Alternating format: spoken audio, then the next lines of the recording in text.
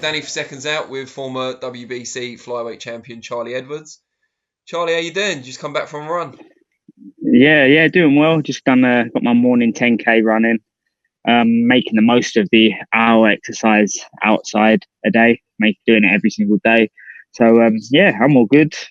Shame what's going on, but we got to look at I suppose we got to look at the positives out of a negative situation and just carry on pushing on. So What facilities have you got in and around your house? Because obviously you're doing your running outside, but what can you yeah, do while you're stuck indoors? I got a punch bag. My sponsors Adidas sent me out a punch bag, so I got that up. Before all this happened, and we knew we was going to lockdown. My trainer Grant Smith allowed me to take a few equipment out of the gym, like dumbbells, kettlebells, weights, and that. I've got my skipping rope, so can theoretically do near enough everything.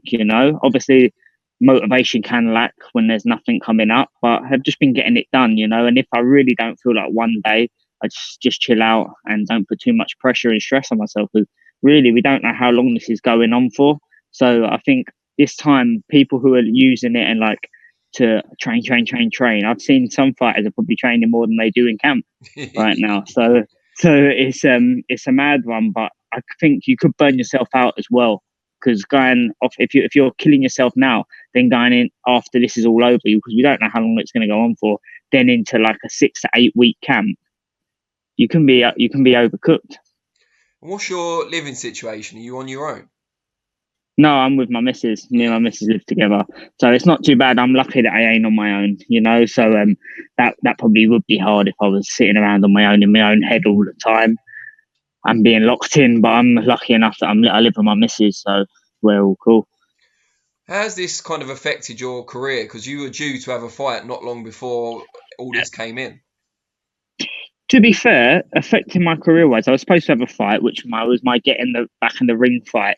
But we've had quite a few offers put out there from some promoters. So to be fair, it hasn't stalled my career much. These promoters need me now, especially coming back after this.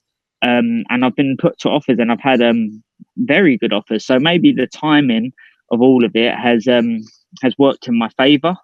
There's no rush. It's give all the promoters the time to actually think about after this situation, rather than being caught up show to show all the time. So yes, it's looking good, to be honest. Are these all long-term promotional offers, or are some of them specific fight offers? They're not specific fight offers. They're four fight deals. Brilliant. So yeah, it's very interesting. But then again, I've had the offers and the numbers and figures are very good. I was actually shocked at it that come through. And but same again, being a free agent at this time, it's the best thing ever, because we can see what other offers we come in. Because I'm sure many other promoters who want to make fights and stuff like that after this, I could be getting other offers as well. So it's just about biding the time while this is happening, and then by the end of this, we'll have the decision and go with that. Has Eddie been ringing your phone off the hook, knowing that there's now other parties interested? Not that I know. Not from I haven't heard from my management team. However, we weren't on live on his Instagram yesterday, and he mentioned the Yafai fight. And yeah, obviously it's a fight that I wanted for a long time, and it's a fight that I would be very interested in, especially with all this going off. But it makes it I think the best time ever for the fight for both of us, because if there's not foreign opponents coming in, it's either fight a substantial, great fight, good payday, profiling fight, either behind closed doors in a small arena, or don't fight at all. So it's kind of like a sticky one. It's a fight I've always been interested in. However, like I said, I have got great offers elsewhere. So I don't actually need Kal Yafai anymore. Obviously, it's a fight I'm always going to want, and it's a fight out there that's going to happen. And I would, because of this situation, would want to jump in with him. But I'm not. I've earned my stripes now. I'm the former WBC flyweight champion. So it's like I'm not going to allow myself to get mugged off, and especially my management team ain't going to allow it. What I would have took for Cal all them years ago when I went head to head with him, when my career was standstill. I won't take that now, and I'm a fair man, and my management team will tell me straight, and I would never overprice myself. But the offer's got to be right now. Yeah, I mean, you've got a really high ranking as well at super flyweight at the moment. He's a former Yeah. world champion at that weight. It could easily be a final eliminator, couldn't it?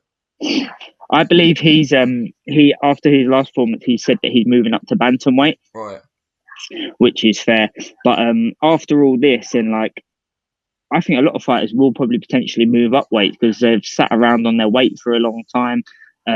Everything changes, and because of the fights that aren't going to be able to be made, and British fights against British fights, people are going to have to jump up and do things. So, my next fight, which has just gone past, was supposed to be the 18th of April, and I was fighting in between the super flyweight and bantamweight limit to test and gauge how I felt. I'm ranked number 3 for WBC and super flyweight, so it would be stupid for me not to say that I would campaign at super flyweight again.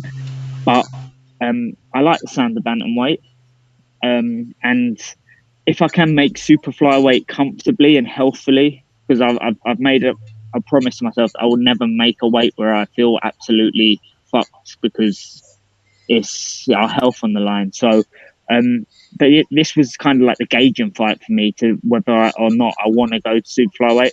However, if a big world title fight comes up and just like Rosales, when I boxed Rosales, I was a super flyweight and I got the opportunity to drop to flyweight to fight. And I took that opportunity with both hands. And that will happen again, you know. But the only sad thing for me is this fight that was just gone past, that was my gauge fight. Yeah. But it doesn't matter. It just gets postponed. But then everyone's postponed now. So it is what it is. Yeah, it's leveled the playing field at least. Yeah. Who else out there are kind of key targets for you apart from Kal Yafai, which is obviously a huge domestic clash? Who are the kind of world champions or world level names that you like to get in with?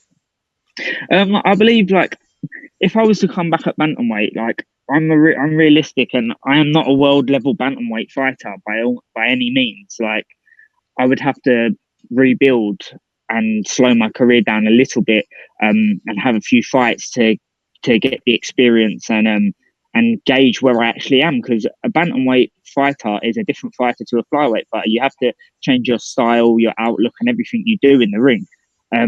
So I wouldn't say if I come back at bantamweight, I wouldn't be jumping in right away for world title shots. I'd bide my time and work my way into it. Super flyweight, there's the champions out there. I'm ranked number 3 in the world. So if Estrada give me a call, I would fight him. How are you finding it being away from the lads at the gym and from Grant, and because it's routine, it has been for such a long time? Yeah, it's starting to get on my nerves now. Like it's all right, all like for the first 2-3 weeks. You don't. It's like nice to have a little bit of a break, but then now it's going on longer. It's getting a bit annoying. You know, like we check in on each other every single day anyway. I called Grant, he calls me, and we just see each other's all. But yeah, it is. It's getting more annoying as the days go by. But we can't.